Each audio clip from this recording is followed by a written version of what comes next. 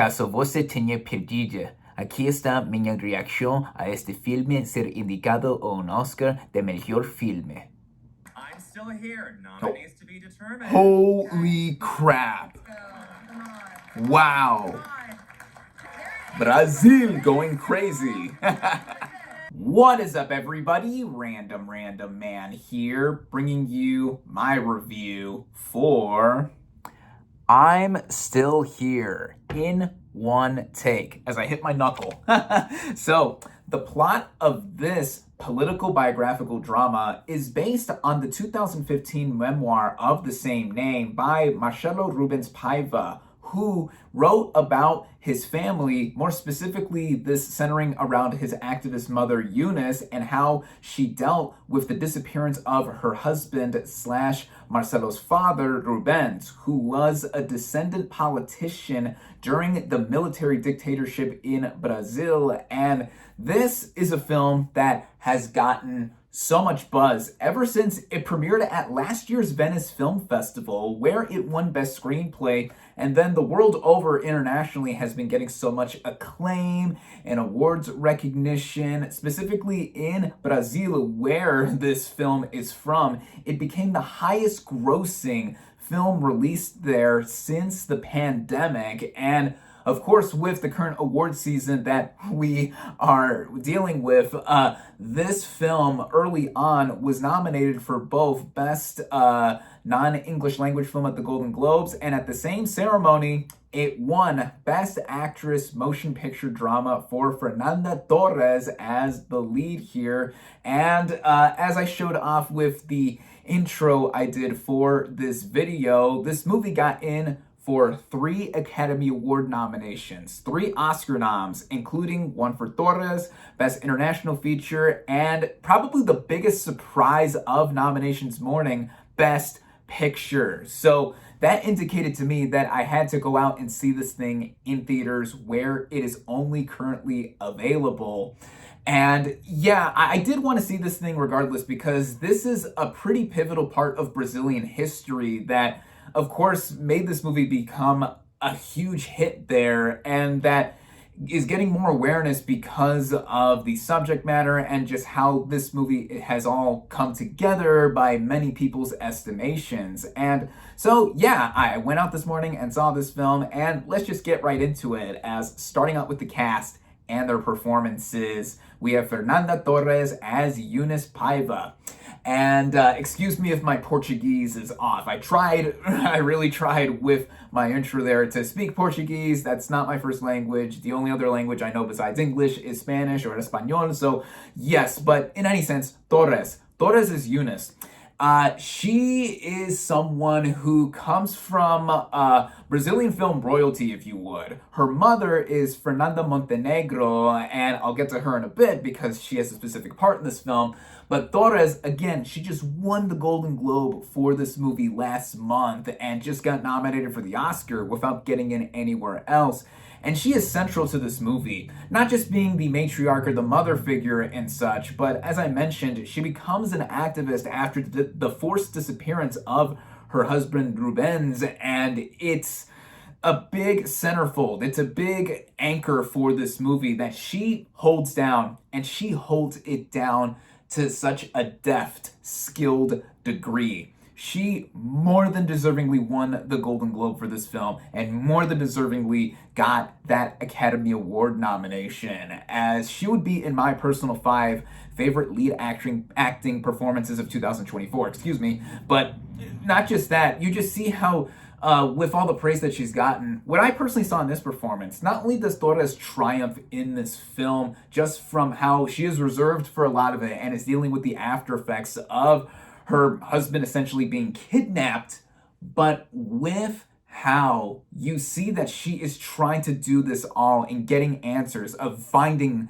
answers, and also doing it out of the love for her husband, the love of her family. She has 5 kids, including the aforementioned son who wrote the memoir this movie is based on, and she has to deal with so much. I mean, she has a lot of the weight and burden on her shoulders to still be a mother and be someone who is dedicating her life to basically looking for not just details around her husband, but just at the greater government at large in Brazil, because this was a very dark time in their history with all the corruption and just the brute force with people being randomly stopped and searched and just so many other things with accusations and such that, I mean, it's hard to imagine living under a regime like that in 1970. And yeah, Torres, tremendous in this film, absolutely tremendous.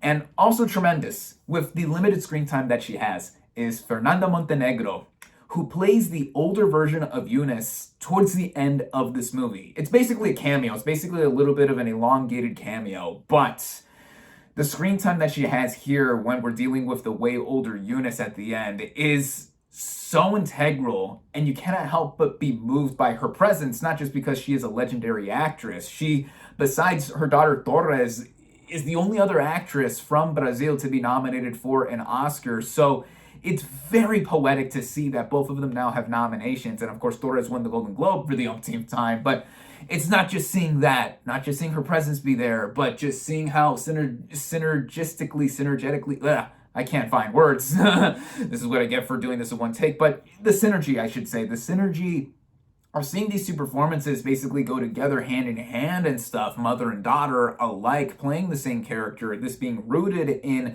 their country's history. Yeah, again, it's poetic, and then just a fitting note to end the movie on, which I'll get into more as I discuss the rest of the details with this movie. And the performances all around, not just Torres leading it all, I think the performances by everyone here, I think help give an authenticity and just dramatic heft with the movie. Rubens, Eunice's husband, who was a politician, he was a congressman, who then became an engineer. He's played by Selton Mello. I thought he was very, very good for the screen time that he had. You can tell that he's a very loving dad, loving husband, and just someone who is caring in specific subtle details about what his country is going through, and just also being a family man, if you would. And the other performances from all of the multiple actors that play all five of their kids, of course, including Marcelo, growing up with four sisters. The older sister in particular, I'm blanking on these actors' names, but I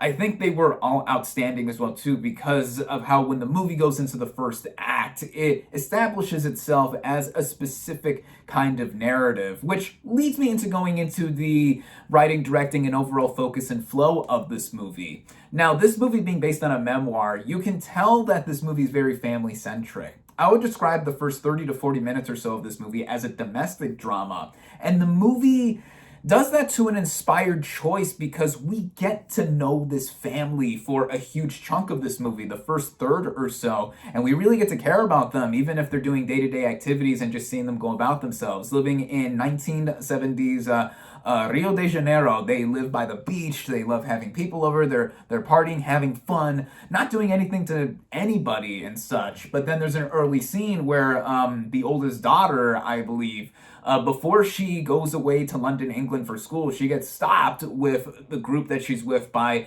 the military police, and just giving us a further setting and world building of what's been happening during this time in Brazil.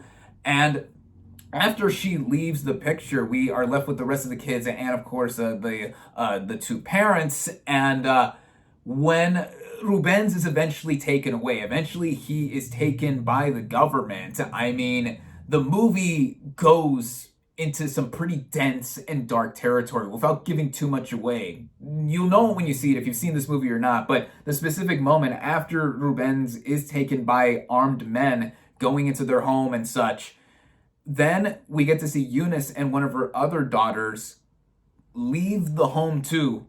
And then the movie just becomes so dark. It becomes harrowing at a certain moment, after that certain moment, into a specific sequence that just made me feel like I was in the perspective of what was happening with these characters, with these real life individuals. I mean, it's a shock to see in many instances, but then in another respect that you get to see that, man, this really happened, and this is also a big motivating factor for Eunice specifically to become an activist and want to go back and just become somebody that is upholding of the people, also finding justice and truth and just all around rights for her people, and also, of course, first and foremost, her family. And the way the movie flows all together in that sense, it's divided up, I would say, in probably like just about even 3 acts. The first act or so, we're getting to know the main family. The second act is when,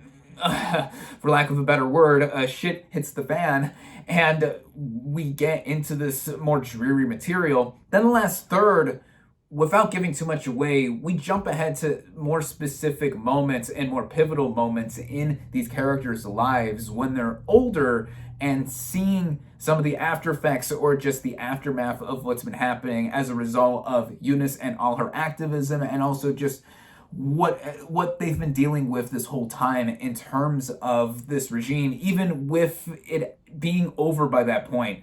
It shows that, detailings are still lingering on in many instances, and just with how it is all framed together, how it's all focused here. The director of this film is Walter Salles. I believe that's how you pronounce his name. I apologize if I mispronounced it or butchered it. Again, my Portuguese is not so good at all. The intro is basically the full extent of the Portuguese that I know. But there are certain words and phrases that do cross over into Espanol or Spanish, but that's besides the point.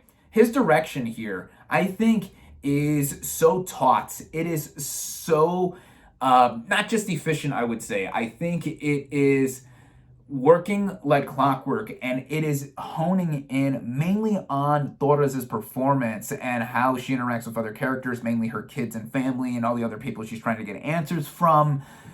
And she is really the center of this movie, and what he does is making all of this just at the center of the utmost love, the utmost upstandingness, like the proactiveness that the main character tries to have, and just not losing hope in getting answers, whether or not she sees her husband again.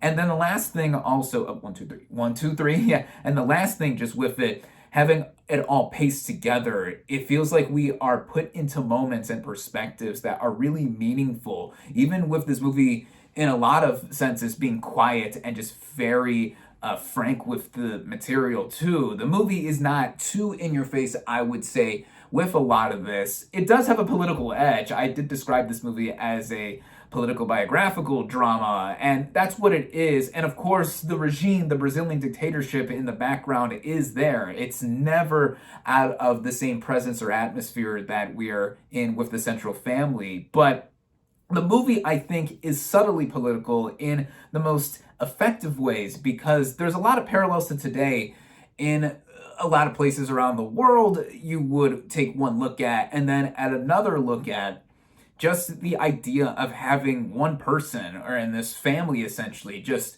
trying to be something that is starting all around interest and just even stuff internationally, worldwide. As is mentioned in the movie, a lot of this is in the papers internationally. All of this trying to be at the center of how there is just something to be made right of all this, even though there's so much wrong that was happening. And I think that is what ultimately makes the directing of this movie among the best that I have seen of any movie from 2024. How it is all stringed along and paced together. The movie runs at about 2 hours and 15 minutes, and I would say maybe it's a little long. I mean, by the end I was feeling the length of it a touch or so, because I knew the movie was ending, because of course we were getting to moments where we were wrapping things up and such, but I think that it still moves in a way that I think holds to certain moments and certain shots that I think are of the most powerful I've seen from any 2024 film. And there are technical elements here too that I gotta praise as well. The way the movie is shot, I mean, we get to see that this family lives by the beach, so we get a lot of those nice, bright, clean shots there, and even a lot of close-ups on people's faces, most notably Torres, as our central figure here, and like holding on all that. You see all the restrained and reserved emotion here. Even the world building and how this movie mostly takes place from 1970 to 1971 in Rio de Janeiro, where we get to see the period accurate sets, the cars. In some moments, there are montages with, I believe, a Super 8 camera filming period accurate, like home movies or footage of the family being together or just being all around and such, which I think helps add to it. And I think the way the movie is cut together, again, with the pacing being at just about 2 hours and 15 minutes, helps it go along and move along with how this movie is a domestic drama that is just emblematic of how this movie is emphasizing its activism and just how we see this as a piece, just a period piece, and also seeing a character study of how one person is most affected by all this and is trying to do everything in her power to make it right, find answers, do whatever she can. And the real life figure for that should be upheld in world history, not just in Brazil, but outside of it, because like civil rights and all this other stuff, it's still going on today, whether we're looking at dictatorship still being a thing or just how people are being stripped of feeling themselves or just feeling whole or human, anything like that. It's hard to imagine people living in such dire circumstances, and that's what this movie effectively does. And just all in all together, when we get to the end and we get to see Fernanda Montenegro as the older Eunice, and she herself was directed by Salas in Central Station. She herself nominated for Best Actress for that. Having it all come together and we get to see the typical biopic ending cards of like what was the full extent of the story either after the fact or just more details and facts on the characters. We see all that, and I couldn't help but be moved by this film in its total. I think that this movie, now that I've seen it, this was the second to last of this year's Best Picture Oscar lineup that I had to see. The only one I haven't seen yet still, the last one, is Nickel Boys, which I hope to see this upcoming week before the ceremony next week. We are literally 1 week from today away from the Academy Awards. And in speaking of that, do I think this movie, of its 3 nominations, has a shot to win anything? Best Picture, I'm not necessarily so sure about, even with the passion that I've seen online from the Brazilian community and so many people that just uphold this thing. And I agree. I think that it is such a fantastic movie. I loved it, if you couldn't already tell. Best Picture, I don't think it's going to take. Best Actress for Fernanda Torres. She is a big wild card for this movie. I wouldn't be surprised if she does sneak out the win here, though it's going to be tough because she only has the Golden Globe win and no other major nomination this award season. Best International Feature Film, I could see this movie taking away from Emilia Perez. And I'm not going to get into the controversies that Emilia Perez has gotten into over the last few weeks, but that is still in a way the favorite because it's been winning similar prizes at other ceremonies, but I would think that I'm Still Here probably ends up taking it. If that's the one Oscar I think maybe it has the biggest shot to win, I think I'm Still Here could take Best International Feature Film. So, and I would like it too. I do think it's better than Emilia Perez in that sense, just in terms of comparing movies one to another. And yeah, this film, I think more and more people should see. Of course, everyone from Brazil or just everyone that has been in the community loving this thing. I think they are all warranted in having praise be given to this film, and I'm so happy that I finally got to see it at my local chain where it is still playing. And yeah, again, I loved I'm Still Here. I think that this probably would have ended up on my favorites of 2024 list if I had seen it in the proper year. And in terms of my preferential ballot for my Best Picture Oscar lineup, this would probably be in the top half. And stay tuned, my annual predictions and preferences video for this year's Oscars is coming very soon before the ceremony. So yeah, all in all, again, I loved I'm Still Here. I highly recommend it. And all that is left for me to do is to give my final verdict for this film. My final verdict for I'm Still Here is 4.5 out of 5 stars. And there you have it. Thank you all, as always, for watching. Be sure to like this video, comment on what you thought of I'm Still Here. Social media links in the description. Subscribe to my channel for more, and I'll catch you on the next movie review.